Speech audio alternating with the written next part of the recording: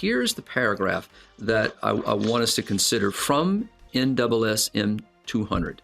The U.S. economy will require large and increasing amounts of minerals from abroad, especially from less developed countries, LDC, as I just mentioned.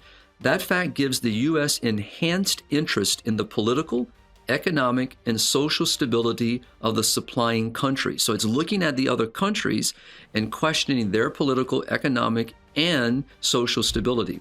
Wherever a lessening of population pressures through reduced birth rates can increase the prospects of such stability, population policy becomes relevant to resource supplies and to the economic interest of the United States.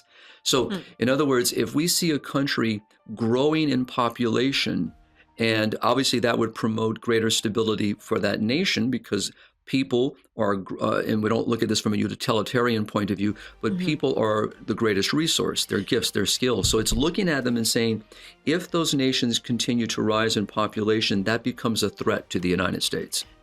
All right. So I just discovered something very scary. Some of you may already know about this, but I just discovered this, and that's why I'm sharing.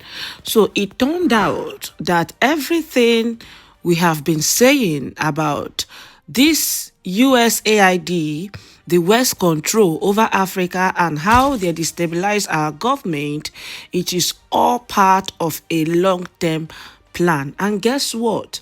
It is written in an official U.S. government document from 1974 called NSSM 200, also known as the Kissinger Report. This is not a conspiracy theory. It is not an opinion. This is a real U.S. government strategy that was classified for over a decade. And do you know what it says? The U.S. sees Africa's population growth as a threat to its control over global resources, and they believe that if African nations grow too stronger, they will stop exporting raw materials to the West.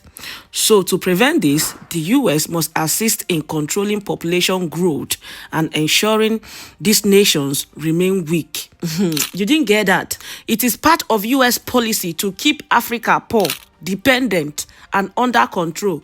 And this explains everything from how the USAID keeps pouring billions into Africa with nothing to show for it, to how African leaders are sabotaged the moment they try to act dependently. So I came across this video. I think I saw this video about 2 years ago or so, but I never really paid attention to it. But with everything happening, I came across this video again on Twitter and I decided to pay attention to it. And after watching the video, I decided to make a little research, and I discovered that even the report is on Wikipedia. It is official report.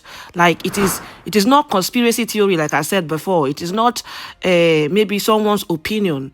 It is a real US strategy. In fact, let's watch the video first before we come back. In Africa, yes, because there is a policy of the American government. It's called the Kissinger Report, which was produced in the mid-70s when Henry Kissinger was involved with the government, and it explicitly states, which to this day it remains the official policy of the American government. It has not changed. May not be implemented by Trump, but it remains the same. That the purpose of the foreign policy in Africa was to reduce the population, so to give aid to countries in Africa, not clean water and schooling and things like that, but contraception and abortion, in order to shrink the population of Africa, because they have great mineral resources there. That sounds diabolical. Yes. That sounds like something conceived in the mind of Margaret Sanger. Yeah, definitely. And so at the time, Kissinger and those involved with the Carter administration wanted to shrink the population, make sure that the Africans do not develop and do not use the resources for themselves, because we in the States, we need them. There is a concerted effort of foreign powers to control the population of Africa. Africa is a huge continent, could feed thousands more people, but the policies of the West, especially in Europe. For example, between 1990 and the year 2000, the United States, Canada, and Europe contributed about $6 billion in contraceptives, not to help the people, not to give clean water, clean food. That is not to fight malaria, for example. No, of course, perish the thought, never. Yeah. Let them die. That's the whole idea. So in our work in HLI, we denounced this reality to make the Africans aware that they have to defend themselves against the influence of foreign powers.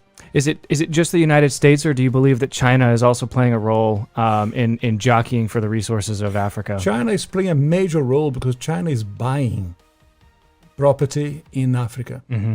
For example, in Mozambique, which is a Portuguese-speaking language country, they when Portugal was in charge of Mozambique, they used to export rice.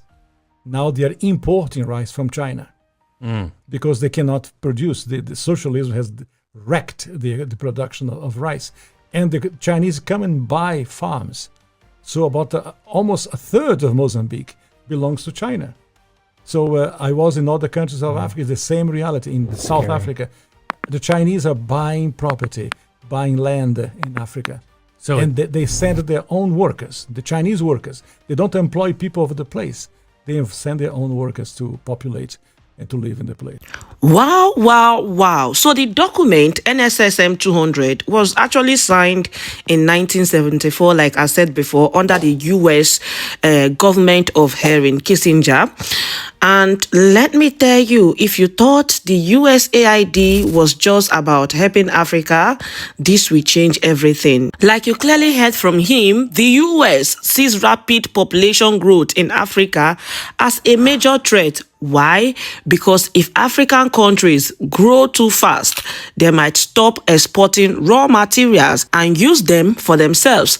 This would mean the US and the Western countries would lose access to cheap African resources. So what was their solution? The US would push birth control, sterilization, and abortion programs in African countries. They would use foreign aid as a tool to force government to follow their population control agenda. And if any African leader refuses to cooperate, they would destabilize their country to force them into submission. Like I said before, this is not speculation. This is an official document.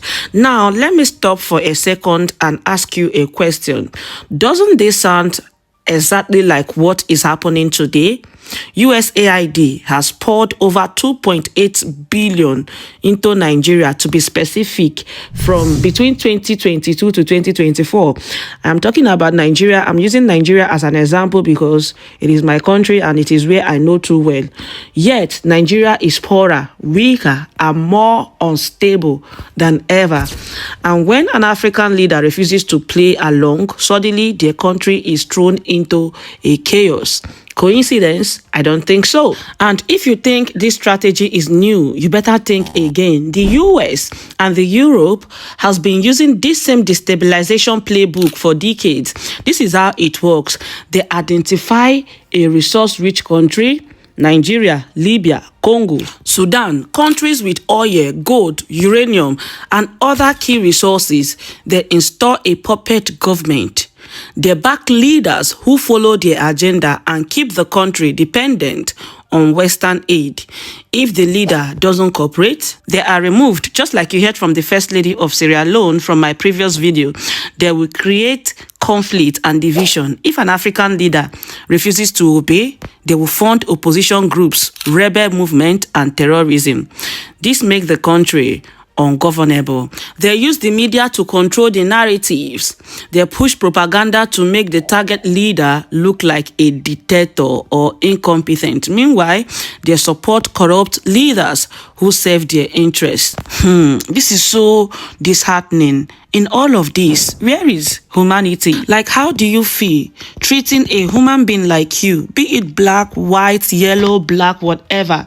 How do you feel treating a human like you this way? The only way to break out of this circle is for African leaders to wake up, expose the agenda, demand real leadership in Africa. Stop relying on Western aid that keeps you weak, The fight for Africans' independence is not over. So this is the video. I saw it and I decided to come share with you. Or like I said from the beginning of this video, I know that most of you are already aware of this, but you know, every day we learn. So I just find out and I decided to come share with you also.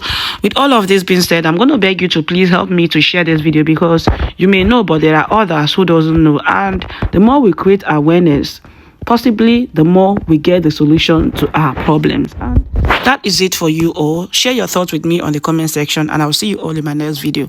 Bye-bye. Bye.